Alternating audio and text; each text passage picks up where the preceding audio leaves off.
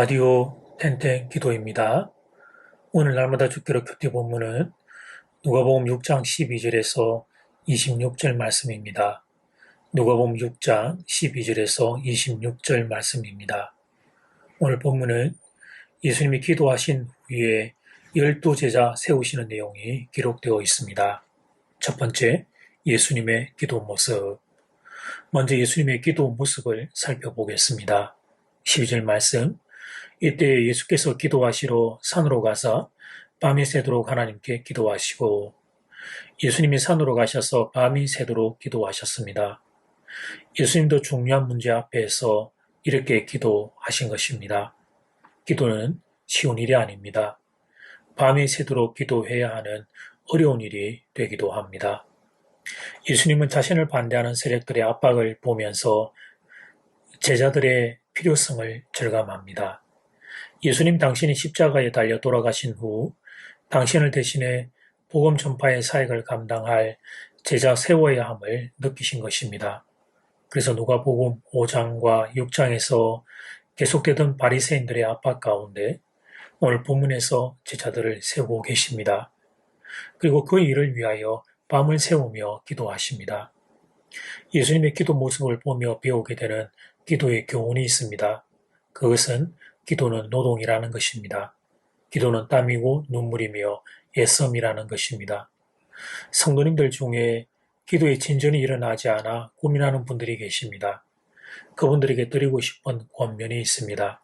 그것은 작정하고 기도하시라는 것입니다.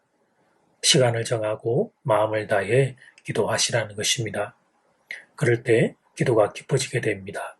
그럴 때 기도의 문이 열리게 됩니다. 특별히 인생의 중요한 문제 앞에 섰을 때에는 기도해야 합니다. 하나님의 뜻이 어디에 있는지 여쭤보아야 합니다. 하나님이 주신 용기로 그 문제를 돌파할 수 있도록 기도해야 합니다. 기도 시간은 하나님의 능력이 임하는 시간이기 때문입니다. 기도 시간은 하나님의 지혜가 임하는 시간이기 때문입니다. 그러므로 부모님들은 자녀들을 위하여 기도해야 합니다. 그리고 젊은이들은 자신들의 인생을 위하여 기도해야 합니다. 잊지 마십시오. 예수님도 기도하셨습니다. 밤이 새도록 기도하셨습니다. 두 번째, 예수님이 기도하고 세운 사람들. 그렇게 밤이 새도록 기도하고 주님은 12제자를 세우십니다. 13절 말씀, 밝음에 그 제자들을 부르사 그 중에서 12를 택하여 사도라 칭하셨으니, 12제자는 어쩌다가 예수님 눈에 띄어서 세워진 사람들이 아니었습니다. 예수님이 밤을 새워 기도하고 주님 당신을 따르는 많은 사람들, 제자들 중에서 선택한 사람들이었습니다. 그들이 우리가 아는 12제자입니다. 예수님이 12제자를 생각할 때 평범한 사람들로 세워졌다는 생각을 많이 하게 됩니다. 맞습니다. 그리고 그 사실은 우리에게 위로가 되기도 합니다. 평범한 사람들이 12제자가 되었다면 우리도 주님의 제자로 쓰임받을 수 있다는 소망을 주기 때문입니다. 그런데 오늘 본문에서 우리는 또 다른 한 가지 시각을 가지게 됩니다. 그 제자들이 예수님의 기도로 세워진 소중한 분들이었다는 사실입니다. 그러니까 우리가 그분들을 볼 때 평범한 직업을 가졌다고 우습게 여기면 안 된다는 사실입니다. 성경은 그 사실을 강조하기 위해 13절에서 일부러 사도라는 단어까지 사용하고 있습니다. 사도는 영광스러운 호칭입니다. 예수님과 동행하고 예수님의 부활을 목격한 분들에게만 허락된 영광스러운 호칭입니다. 그런데 본문의 12제자에게 사도라는 호칭을 굳이 붙이고 있습니다. 그만큼 이분들이 소중한 분들임을 성경이 밝히는 것입니다.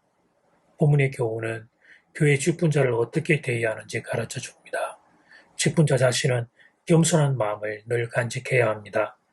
자격 없는 인생을 구원해 주시고 귀한 직분까지 맡겨주신 주님 앞에 늘 감사하는 마음을 가져야 합니다. 그러나 우리가 다른 직분자를 대할 때는 소중하게 대해야 합니다. 오늘 본문이 이 12제자를 대하고 있는 그런 마음으로 교회의 직분자를 대해야 합니다. 교회 직분자는 예수님이 세우신 분들이기 때문입니다. 목회자만 그런 것이 아니라 장로님, 권사님, 집사님, 모든 직분자들이 다 예수님이 세우신 분들입니다. 현실적으로는 사람들이 투표를 해서 세우는 것처럼 보이지만 그 모든 과정에는 하나님의 섭리가 담겨 있습니다. 하나님이 허락하시기에 세워진 것입니다. 그러므로 직분자 위에 계시는 하나님을 생각하고 존중히 여기는 자세를 잊으면 안 됩니다. 성경은 선언합니다. 하나님을 존중히 여기는 자를 나도 존중히 여겨주겠다고 말씀하십니다. 이 세상이 하나님을 가볍게 여기고 있습니다. 그런 세상에 우리가 살고 있기에 나도 모르게 우리들 역시 세상의 세계관에 물들고 있습니다. 교회의 직분이 얼마나 귀한 것인지 잊어버리고 있습니다. 그리고 교회 직분자가 얼마나 소중한 분인지 존중하는 마음도 잃어버리고 있습니다. 잊지 마십시오. 하나님을 존중히 여기는 사람이 하나님께 존중히 여김받게 된다는 사실을. 이제 첫 번째 기도 시간입니다. 받은 말씀과 개인 기도 제목을 가지고 함께 기도하는 시간입니다. 이 시간 다 함께 마음을 모아 주님 앞으로 나아가겠습니다.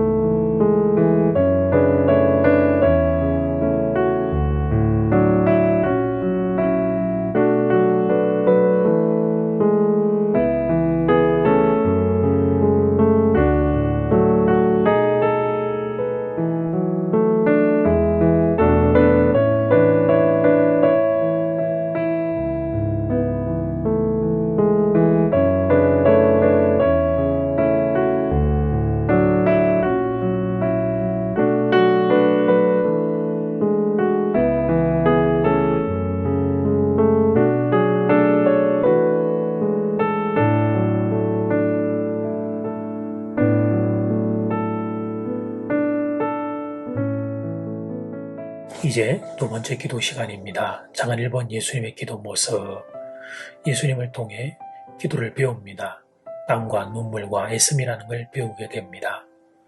작정하고 기도해야 하고 그래야 기도가 깊어지고 중요한 문제 앞에 기도해야 함을 배우게 됩니다. 작은 2번 예수님이 기도하고 세운 사람들, 그들이 12제자 그리고 사도였습니다. 교회의 직분자를 대할 때 이런 시선이 우리에게 있어야 하겠습니다. 존중히 여기는 마음이 우리 가운데 있기를 소원합니다. 이 시간 다 함께 마음을 모아 기도드리겠습니다.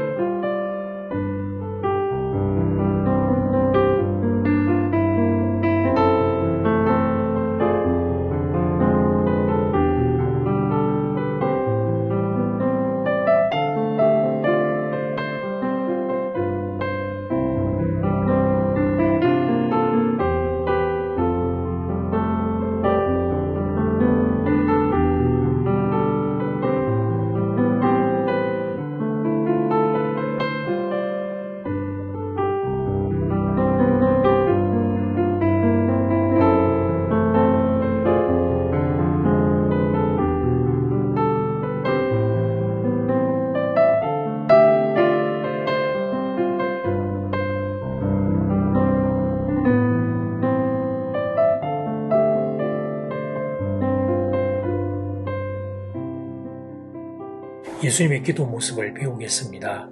인생의 중요한 문제 앞에 작정하고 기도하는 그런 우리가 되겠습니다.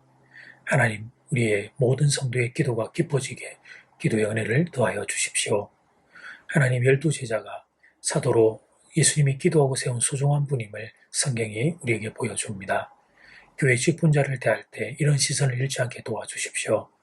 직분자 본인은 얼마나 이 귀한 자리에 섰는지 알고 늘 더 주의하고 조심하게 하시고 서로서로는 존중 여기는 우리 성도들이 되기를 소원합니다. 그래서 하나님께 존중의 여김을 받는 모든 이들 에게 하나님 은혜를 더하여 주시옵소서. 예수님 이름으로 기도드립니다. 아멘. 이제는 각자 개인적으로 기도하시면 되겠습니다. 평안한 밤 되십시오.